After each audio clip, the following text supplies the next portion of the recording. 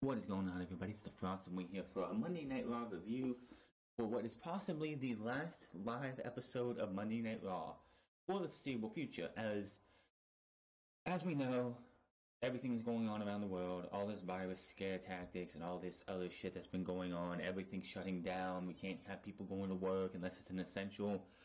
Unless it's an essential business, you're shut down. No ifs, ands, or buts about it. So a lot of people are out of a job right now. But content creators on Twitch and YouTube are living the life of luxury because they don't have to worry about this quarantine shit. They don't have to worry about any of this because this is what they do. But they did make a couple changes on Monday Night Raw tonight. They moved the hard camera from normal WWE hard camera to facing the stage. So you wouldn't see the empty chairs where production people were at trying to duck and hide. Also, outside of an interview in the ring for Shayna Baszler and Paul Heyman saying a couple words, any other interview was either backstage or on the stage. So that was one of that. We had two reruns tonight as we saw the excellent triple threat match between John Cena, Seth Rollins, and Brock Lesnar for the WWE World Championship from the 2015 Royal Rumble. And then we saw, towards the end of the show, Asuka vs. Charlotte, featuring one of the biggest injustices WWE had done in the last 10 years. We'll talk about that later. But we open the show, we get the replay of Paul Heyman and Drew McIntyre hyping this match, like the week after Drew McIntyre hit the 3 Claymore kicks. Heyman talks about how WWE Champion Brock Lesnar has dominated the company for years. He named several superstars and Hall of Famers from Roman Reigns, Seth Rollins, Hulk Hogan, Randy Orton, The Rock, Steve Austin, all that stuff. So we had all of that going on again. Let's see here. We're live in the Enter Performance Center with Paul Heyman in the middle of the ring with the WWE Champion. Heyman introduces his client. Says we live in uncertain times right now. In this time in history, when we all needed a little certainty. He gives us that certainty is Brock Lesnar. Says Drew McIntyre can do anything he wants, but it won't help him beat Brock Lesnar at WrestleMania. At WrestleMania, that is too big for one night, which I still have a problem with this. WrestleMania 35 had a screw all the way past midnight. WrestleMania 34 came eerily close to almost midnight. It was like 11:30. You had at least 14 matches on WrestleMania. You had double-digit matches over WrestleMania 35, 34, 33, and I believe 32. Why has WrestleMania not needed multiple nights until this year? But here we are, 2020.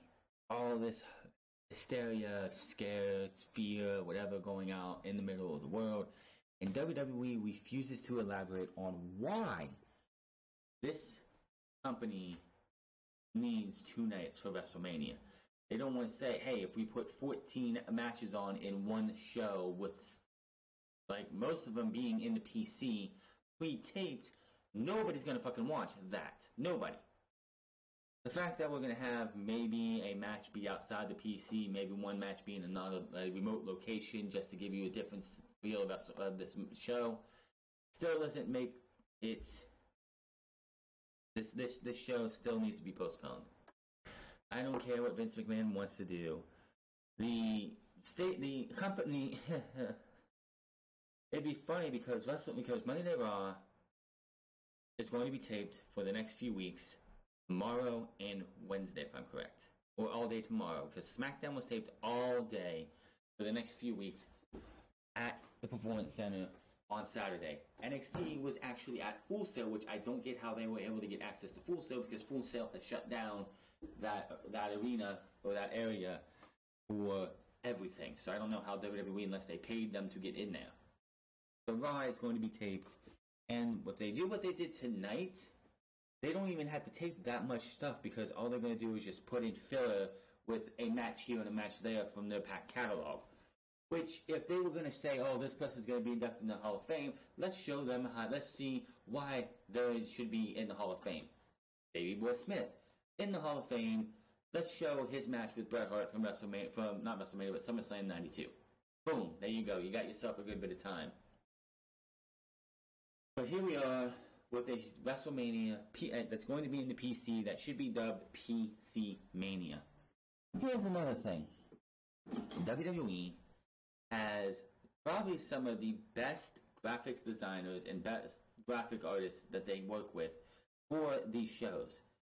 The WrestleMania, the whole pirate theme, the pirate logo, and all these graphic things that they have done, all the advertisements and everything, you should probably stop using that because unless they take the PC and make it look like people are wrestling on a fucking boat at PC Mania, there's no reason to use the logo or any of this other graphic stuff. If you have a pirate theme that you had set up for WrestleMania that you were going to do at Raymond James Stadium next Sunday, not this Sunday, but the Sunday after, then put it in the WWE warehouse and bring it out for WrestleMania 37. Go back to Raymond James Stadium at 37, when hopefully none of this will ever happen again. Heyman says after what happened at this Rumble in the past, Raw and Brooklyn, Lesnar will make it quick but not painless. Heyman says Drew will be another bitch that tried after WrestleMania 36. He hypes up some more and wraps up his promo.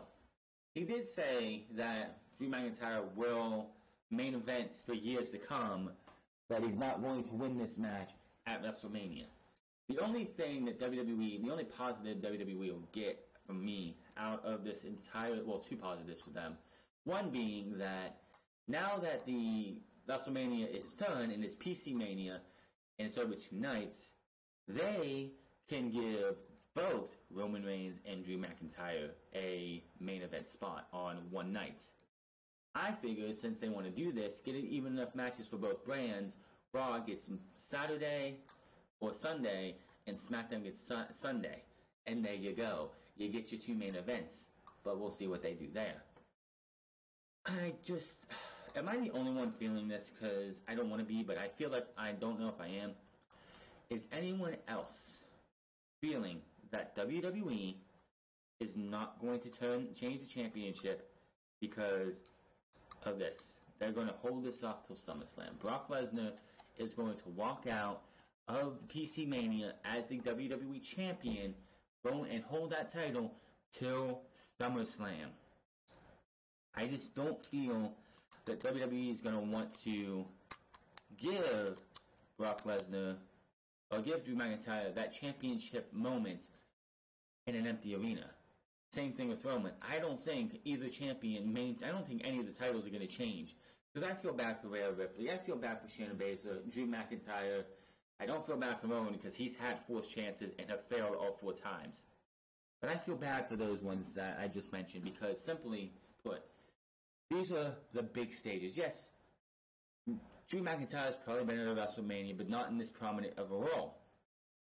Neither has Rhea Ripley and neither has Shayna Baszler. This was going to be their moments. And now, those moments are gone because of things outside of WWE's control. WWE needs to postpone WrestleMania, but Vince will never do that. Then after all this was over, we go to Byron Saxton and Tom Phillips. No Jerry the King Lawler. 2 portions of this show were reruns, but the parts that were just because we had about 2 matches on this show. And I did not miss listening to Jerry the King Lawler. Jerry the King Lawler should not be on Monday Night Raw anymore. He's not needed. Byron Saxton and Tom Phillips are going to do fine by themselves. If they want a 3-man commentary booth, find somebody else. I don't want to hear Jerry the King Lawler. After this is all said and done, I don't want to hear Jerry the King Lawler on TV ever again. He's old, he's outdated, he's out of fucking touch. And no, if he went to AEW, it wouldn't be any better. It's just who Jerry the King Lawler is. They say Drew McIntyre and Randy Orton will be here later. I don't remember Drew McIntyre actually being on here tonight. We go to break, we come back, and they announce the type AJ Styles and The Undertaker for WrestleMania, and Styles will be here later. And then they lead us to a replay of the World Heavyweight title match from the 2015 Royal Rumble. The match saw Brock Lesnar retain his title over Seth Rollins and John Cena in the best triple threat match. One of Brock Lesnar's best matches. So we get a couple commercial breaks. This took up majority of the first hour, so it was a way for them to get time done. Now, WWE did not. They changed the camera to where you don't see the fans. You don't see where the fans would be. They changed it to where you just see the ring and the stage. I mean, yes, they did use other cameras to show off what was going on, but it was a lot better presentation-wise, I guess you can say. However, just this match, just like, I'm so tired of seeing reruns. I'm tired of seeing things that we know we can go on the WWE Network. WWE just made it possible that you can go onto WWE Network, watch WrestleMania 1 to 36, every SummerSlam, every Survivor Series, every Royal Rumble. Go to WWE Network and you can watch those matches. By the way, not a single mention of the WWE Network since all of this has happened. Not a single one. Why? Why are they not talking about the WWE Network? Why are they not sending these matches and then being like, if you want to see the rest of that show, go check out the award-winning WWE Network for $9.99 a month. Or right now, thanks to WWE wanting to be good, like give back to WWE fans in this trying time, you can go watch the 2015 Royal Rumble pay-per-view for free. None of that. No mention of that whatsoever. Why even have these free things go on if you're not going to have Tom Phillips and Byron Saxton after this match goes off, like ends, to go, if you enjoyed that match, if you want to see the rest of the 2015 Royal Rumble, go to WWE, they go to the WWE Network, sign in, you don't even have to be a paying subscriber right now, and watch the rest of that pay-per-view. Why didn't they do that? By the way, that's the year Roman Reigns won the WWE Royal Rumble. So unless you want to see Philadelphia boo a Samoan out of the building, I would refrain. And want to see Rey Mysterio get booed out of the building, I would refrain. After we're done with that, we take another commercial break, come back to Lesnar's win, announces to Hype Dream McIntyre versus Lesnar. Tom talks about WrestleMania 36 and how Rob Gronkowski will host both nights. After Rob Gronkowski on SmackDown, the dude has a long way to go before he would be worth anything in WWE. AJ Styles comes to the stage. Oh, we see what happened 2 weeks ago on Raw. We also see footage of AJ taking down Taker last week on Raw. Talking down Taker on Raw last week, and then Taker beating up Luke Gallows and Carl Anderson before signing the WrestleMania 36 contract. Back from break, and we see AJ Styles, video package for AJ Styles versus The Undertaker, which I still don't get Taker's beef.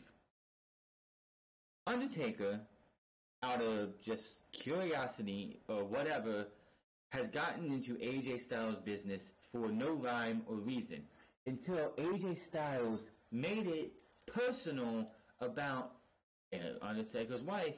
Why the fuck did this happen? Why did Undertaker go to Saudi Arabia, beat up the OC, and then go beat AJ Styles in 5 seconds at the last Saudi Arabian show? Why did the Undertaker come to Elimination Chamber and beat up AJ Styles and the OC, helping Aleister Black beat AJ Styles at the Elimination Chamber? What beef does the Undertaker have with AJ Styles? This has not been explained. They had to have AJ bring Taker's wife into this, and the fact that he has an Instagram and he has a Twitter, yada yada yada, and he's working with Tigers, for Undertaker to have any type of beef. It makes no fucking sense. This match has zero heat, even with or without fans. This thing has zero heat and makes absolutely no sense. If this doesn't show how desperate they are to use the Undertaker at WrestleMania because they didn't use him last year, even though WrestleMania didn't miss the Undertaker. WrestleMania 35 was fine without the Undertaker. Somebody please explain to me why Undertaker has heat or beef with AJ Styles, because I'm still trying to rack my brain with this since Super Showdown. Even though I didn't watch it, I watched it the next night and they show clips or whatever. I still don't get why he decided to get into AJ Styles' business. Did I miss something at the Royal Rumble? Did I miss something at the pay-per-view at TLC? Did I miss something weeks before that where AJ Styles called out The Undertaker? Is it because he says he's phenomenal? What is Undertaker's beef? Can somebody please fucking tell me? Because I would really love to know. He comes down with Gallows and Anderson. AJ takes the mic and hypes the match with Undertaker at WrestleMania, PC Mania. He also mentioned Michelle McCool controlling Taker, and AJ cracks jokes on how Taker looked last week, comparing him to a goth version of Dog the Bounty Hunter, or the Tiger King from the new Netflix special. Okay. AJ shows us the new video of Taker and McCool at a tiger rescue in Myrtle Beach, which was posted about last week. This is actually one of the tiger rescues featured in the Netflix special, but it sounds like AJ doesn't realize the two references are connected. Okay, I don't care. AJ goes on and says he's going to bring the dead man back. Please, no, bring back the American Badass, because honestly, Dead Man Undertaker has been irrelevant and has been obsolete since he lost the streak. He has looked like a shell of his former self. Let him go out there and be as best as the American Badass that he can be. AJ says he's going to bring Taker back into the boneyard in a boneyard match. Just the type of match for Taker. AJ told us he was going to bury Taker. Taker says he will bury Taker right next to the plot Michelle McCool picked out when she was buried when she buried his career. Says he got Taker again, laughing at his own jokes, celebrates with the OC, and the music hits. I don't even care. Like, I don't. This doesn't make any fucking sense. I'm still trying to think. What like WWE started this feud with AJ Styles and The Undertaker for no reason other than just get Undertaker on WrestleMania. So what did they do? Oh, I don't know. They had AJ Styles go out there and bring Michelle McCool into this. That's all they did. That's all they could do. Because nobody cares about this anymore. I just can't even anymore. This company just makes no sense. This match makes absolutely no sense. Tom Phillips and Byron Saxton plugged the Raw Tag Team Championship match. Champions Street Profits defending against Angel Garza and the United States Champion Andrade at WrestleMania 36. Why is this match happening? What has Andrade and Angel Garza done to get a title opportunity? When was this decided? You couldn't have a tag team match between Andrade and Angel Garza, with Andrade and Angel Garza versus, anybody else in a number one contenders match to at least say, hey, these guys have a title opportunity. No. They gave us, boom, here you go. Also on the docket for WrestleMania is Aleister Black versus Bobby Lashley. This PC Mania is just getting worse and worse by the fucking minute. You have Elias and Baron Corbin on SmackDown. So what do we get? We get Aleister Black and Bobby Lashley on Raw.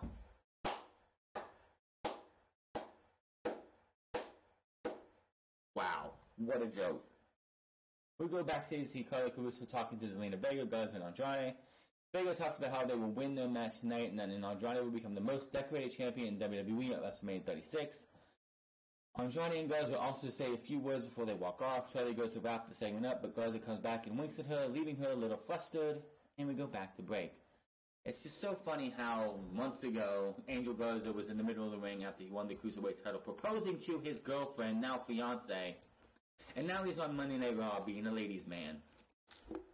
Wow. We get some hype for Randy Orton versus Hall of Famer Edge at WrestleMania 36. Orton will be here tonight to address Edge's challenge. And then we get Ricochet and Cedric Alexander versus Angel Garza and Andrade. Now, going into this match, you have to wonder, Andrade versus Angel Garza are two guys who are prominent on Monday Night Raw on almost a weekly basis. Ricochet and Cedric Alexander have been relegated to being jobbers on Raw and on main events on a weekly basis. Who would you think was going to win this match? I thought this was going to be an easy squash just to say, hey, look, we're building these guys up for these guys are going to look. They're giving them build for the match at PC Mania. But no, this was actually a 3-segment match. This was fucking good. It's a damn shame it had to be in front of absolutely nobody. The Street Profits did come out during the match and were on commentary, so that was a thumbs up, I guess. I mean, it was better than what Asuka did last week. I didn't enjoy that whatsoever. But we had ourselves a hell of a match here. And the Street Profits go wild and making noise on commentary. Cedric stomps away on Andrade and shows frustration as Vega taunts him. Cedric unloads with strikes on Andrade. Andrade does his kick and then back elbow to Cedric. Cedric Alexander on replay, you can see just boom, and spit flies out of him. He falls down. 1, 2. The referee stops and then hits the 3 after Cedric Alexander puts his arm up and the referee says that's the match. I don't know what happened in that moment. I don't know if that was supposed to be a match. You're supposed to call it as a shoot. It's not the referee's responsibility for a wrestler or superstar to get their shoulder up if they're supposed to. If it's the finish, you call it as a shoot. If it's not the finish, you call it as a shoot. You count 1, 2, 3. It doesn't fucking matter any other way. After the match, Vega enters the ring to celebrate with Andrade and Garza. They point up to the announce table where the Street Profits are, clapping for them. The two teams stare each other down and have words. Montez Ford and Angelo Dawkins come down to the ring and the fight breaks out. This was very sloppy here. Ford and Dawkins clear the ring and heels join Vega on the ramp. They are just like, they're trying to do something, like hit or something, and somebody slips and whatnot. It just looked very sloppy. Dawkins stands tall in the ring. They stand hands tall in the ring. Andrade grabs on one of their title belts and lays it between the two teams and the ramp, and they go to commercial break. So they were like the Street Profits stayed in the ring because they were going to have a match next. Who were they going to have a match next against? We'll find out in a second. But back from break, and the announcers look back at last week's Austin 316 Day with Hall of Famer Steve Austin, in which Byron Saxton was not a happy camper for the simple fact is he got kicked in the balls last week and stunned twice. And then former TM61 and the mighty Shane Thorne and Brendan Vink, whoever the fuck this guy was, took on the Street Profits. Now, you figure, since they have a lot of time to fill, the Street Profits and Andrade and Angel Garza just had a hell of a match with Ricochet Alexander that the Street Profits would take who they have to at least a 10-15 minute match. Nope. Shane Thorne and Vink come in, they have a couple moves, and they get squashed by the Street Profits. So you make the challengers look better than the champions. Good job, WWE. After the match, Ford and Dawkins stand tall, celebrate, the music hits, the announcers hype that match for WrestleMania. And then they show us our truth winning the 78th time, him winning that 24/7 title. Who gives a shit? Back from break, the announcers go over the WrestleMania 36 card as it is right now, and then we go to the ring, and Charlie Caruso is sitting down with Shayna Baszler for an interview. They both have mics. Caruso is obviously very, very intimidated. You can see that she was nervous that she says the wrong move, she says the wrong thing, or does something wrong, or even twitches wrong. Shayna Baszler is going to get off her chair and snap her arm. Now, they're in the ring, the lights are down on 2 spotlights. Why did they do that? We'll find out in a second. She asked Baszler how she will conduct herself as champion if she's able to defeat Raw Women's Champion Becky Lynch at WrestleMania 35. That's angry, I'm gonna fucking kill you if you don't have a better question look on her face. Baszler has, she just stares at Charlie. Charlie brings up the dominance and asks her to put everything into words. Baszler asks her, so why she looks so nervous? Are you afraid I'm going to bite? And she chuckles and says she's sorry she couldn't help herself. Charlie says that will be her point of transition as she brings up Baszler's recent bite on Becky's neck. Charlie asks if Becky should expect the same thing at PC Mania. Baszler says what Becky should expect is to lose at WrestleMania at PC Mania. Charlie seems a little bothered by the response to her question. She says, "You agreed to this interview." Baszler interrupts and tells us to, "Why don't you ask the real question you want? Why do I want to destroy? And if you want to destroy, why do you want the title to win the Raw Women's Championship? Baszler says she wants the title because she loves to destroy. When I take that title from Becky at PC Mania, I will destroy Becky.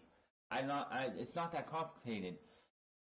And she says she's shown everyone who she is from the very beginning, and suddenly, bam, from behind, she gets whacked with a steel chair.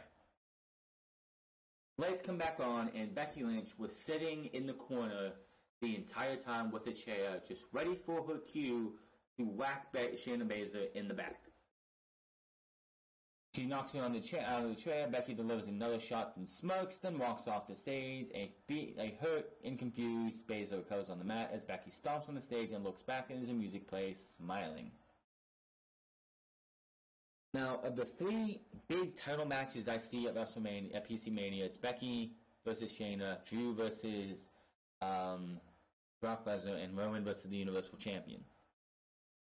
The only match that I could see WWE definitely doing and switching for sure 1000% is Becky Lynch and Shayna Baszler. Because Becky Lynch and Seth Rollins are supposed to be getting time off after PC Mania. I don't know if that's still going to happen. It probably will. But they were supposed to go get married and yada yada yada, and we'll see what happens after that. But, Then we go to break, and it's like Aleister Black in action next. Aleister Black versus Leon Ruff. This was a waste of time. You could have gave us another 2 minutes or more of the Street Profits versus Shane Thorne and Vink, or whatever the fuck his name was. Instead, you gave us this thing. The bell rings, Aleister Black gets in the middle of the ring, gets into his little pose. The guy's like, what the fuck? And he's like, come on, get up, get up, get up. After a while, he finally goes for a kick. Aleister Black ducks, turns it around, Black Mass, 1, 2, 3. Then he gets back into his pose, and that is that. By the way, he's facing Bobby Lashley at PC Mania. Where the fuck was he? Why wasn't there a promo cut by Bobby Lashley on the Titantron afterwards? Somebody asked me that one. After the match, Black takes another seat in his match, and we see that go to replays. Back from break, and it's Kevin Owens in the ring. Tom hypes Seth Rollins versus Owens at PC Mania. Owens says he's here to answer the WrestleMania challenge. He was here last week to answer the challenge for Seth Rollins, but he was nowhere to be seen. But Owens has heard Rollins is here tonight, and he calls him out. Out comes Rollins by himself. Rollins walks down the ramp and around the ring, talking about how Owens trained in this building, the one that was built on the blood and success of Seth Rollins. How he first stayed in WWE was an old, dilapidated warehouse, and he had to succeed for people like Owens so they could train in a building like this. Rollins goes on and says, Owens keeps refusing to fall in line as I've been trying to do the same exact thing for Monday Night Raw. There is no NXT Performance Center takeover, any of this without Seth Rollins. Everyone owes me. There is no Gargano, no Women's Revolution, nothing without Seth Rollins. It says there will also be no Kevin Owens without Seth Rollins. Owens tries to interrupt, but Rollins cuts him off and he wants to finish. He wants to know why Owens picked PC Mania to try and make an example out of him. Rollins goes over his track record at the big event, says he's beaten Triple H, he's beaten Brock Lesnar, he's won the Universal Championship, he's won the Intercontinental title, he won the WWE Championship, he's had countless moments at this event. How many has Kevin Owens had? 0. Because Owens has done nothing but fail and fail and fail. And what about last year? WrestleMania 35. Oh, that's right. You weren't even good enough to be on WrestleMania 35. Because you don't... Owens can't beat me on my worst day. WrestleMania is never his worst day because under pressure, I become a god. So, you got your wrestling god shit from JBL or Ric Flair. Because Owens really doesn't stand a chance. Drops the mic and walks across the stage to the back, and his music hits while Owens stares him down from the ring. The only upside to this entire PC thing that they've done so far is that the promos have been fucking better than they have ever been. Outside of the shit that they did with AJ Styles, which was absolutely atrocious. Edge, great promo last week. Seth Rollins tonight, great promo. Shayna Baszler doing her thing to intimidate the lesser woman than her. There's so many great promos. Randy Orton later in the show, great fucking promo. Everything, like the promos have been great. It's just a shame when all this is done and over with, whatever that's going to be, we're going to be back to shitty fucking scripted promos. It just feels like the promos we have heard over the last 3 weeks, or last 2 weeks on Raw, have been natural. They've been legit, like they've been able to think for themselves outside of what AJ Styles did, because that felt like it was written by a child. But another good promo for WWE. Then Tom Phillips hyped Charlotte Flair versus NXT Women's Champion Rhea Ripley at WrestleMania 36. So they send this to a replay of the then SmackDown Women's Champion Charlotte Flair winning her match over the current Raw Women's Tag Team Champion Asuka at WrestleMania 34 in 2018.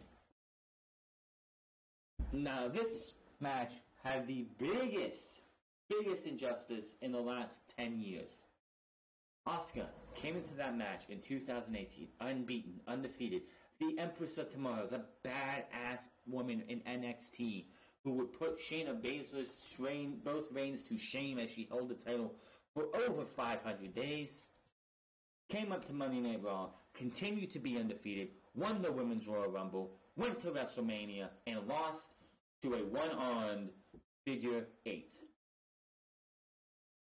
On top of that, the match lasted 13 minutes in real time. On top of that, Charlotte Flair did no damage to Asuka's knees or leg area. Usually when you do the figure 4, you want to set it up by beating up on their legs. Beating up on the leg that you're going to do that to. None of that. On top of that, Charlotte Flair had one good arm. Her other one was floating in the air. And Asuka tapped out. Does anybody remember what happened 2 nights later after that match? Charlotte Flair went to SmackDown. The Iconics made their debut. They beat down Charlotte Flair for the hell of it. And then Carmella came running down the ring, cashing in and becoming women's champion. They sacrificed that winning streak so they could get that title onto Carmella. What happened to Asuka after that match? What happened? She was put on SmackDown for the Superstar Shakeup. Everyone saw that one coming. Why didn't you give her the championship? Because you wanted Carmella to get her moment with the Women's Championship and the Money in the Bank. What else did they do? She had 2 matches with Carmella at 2 different pay-per-views. Both were wrecked because she paid more attention to James Ellsworth over winning the Women's Championship. It took them forever to give Asuka the Women's Championship. She did not get the championship for SmackDown till the end of the year. So from WrestleMania 34, all the way to TLC 2018, Asuka was from the Empress of Tomorrow, the baddest woman on WWE television at the time, to just another woman on the roster. Plain and simple. And even after she won the Women's Championship and she had that match with Becky Lynch in 2019, what did they do with her after that? Nothing. And then she won 2 weeks or so before WrestleMania and lost the title to Charlotte again. And didn't do anything at WrestleMania. Didn't do anything until her and Kairi Sane were put together and they were made the Women's Tag Team Champions, as they are now. And the last time those titles got defended was at TLC in 2019 when Kairi Sane suffered a concussion. So yeah, Charlotte Flair went on to win 3 or 4 more championships, and Asuka went on to win the Women's Championship for SmackDown. Held it till 2 weeks before WrestleMania. Did not get a WrestleMania singles match as she should have. even though they didn't have anybody because X, Y, and Z, whatever else, and they gave it to Charlotte. So when they got to that main event, they could have both women's championships in that main event. So did Charlotte need to win that match 2 years ago at WrestleMania? No. Did Carmella need to cash in her Money in the Bank briefcase right away? Nope. They could have had Carmella cash that in months beforehand, win the championship, lose it, win the championship, go into TLC 2017, lose the title back to whoever they wanted to give it to, and then we could have went on to have Charlotte Flair lose to Asuka. But no, I'm done ranting about that. It's just something that 2 years later, watching that finish again, still pisses me off because that was a huge injustice in the women's division and in wrestling and WWE's history. Now, the queen of WWE is backstage with Charlie Caruso and Charlie asked her what it was like for her at WrestleMania 34. She says for her it was inspiring, what it's like for Ripley. Flair showed Ripley wants to be just like her and tells how she defended her title and broke Asuka's undefeated streak at the same time. She's assuming Ripley is excited to be the first NXT Women's Champion to defend her title at WrestleMania. PC Mania to me, prefer is the master class of making history. No, you're not. You're the master class of sucking Vince McMahon's cock so you can get whatever the fuck you want. She goes on bragging about her WrestleMania success and history. Flair says if Flair needs a history lesson, she's free to watch some of Flair's legacy matches. She might learn a thing or two, and Flair delivers a woo and walks off. Just then, still to come, we have Randy Orton back from commercial break, and we see Randy Orton with the mic from the show closing segment. He speaks on the stage and says, over the past few months, he's done and said some things. These things have come from a place of love, but they've been seen as an act of brutality, of violence. He speaks in the camera to address Hall of Famer Edge and says he will respond to his challenge tonight, but first he needs to get something off his chest and apologize. He says a few weeks ago he told Edge's wife, WWE Hall of Famer Beth Phoenix, that Edge was a junkie in the crowd for the crowd reaction. He was wrong, and I lied to her face. Edge is a junkie for his own ego. He brings up how Edge said last week Orton didn't earn his opportunities. Orton admits he was handed a chance because of his last name, but that didn't guarantee Hall of Fame worthy career, which is absolutely true. Look at all these other guys, Brian Christopher. Look at Bruno Sammartino's son, Sean Stasiak. Look at all these other names that have a famous last name and they don't go anywhere. David Flair, where the hell did he go? He went nowhere. Reed Flair wasn't going to go anywhere either. God rest his soul, whatever. But it's just, that is absolutely true. Orton brags of his own career and accomplishments now and says none of that was handed to him. I earned it because I have what Ed said I didn't last week, and that is grit. Grit, he goes on about grit and says Knox Edge was sitting on his couch at home for the last 9 years wondering what if, and says no. He dismisses Edge's claim about Orton being a spoiled brat and says Edge is the real spoiled brat. Orton says he loves Edge and he loves his kids and that's why he tried to send their daddy back home. But no, Edge challenged him to a last man standing match at PC Mania. Orton says Edge may have written the story, but at PC Mania, Orton will be the one to write the last chapter and end it. I accept. His music hits, they hype the match, and the show goes off the air for the Performance Center.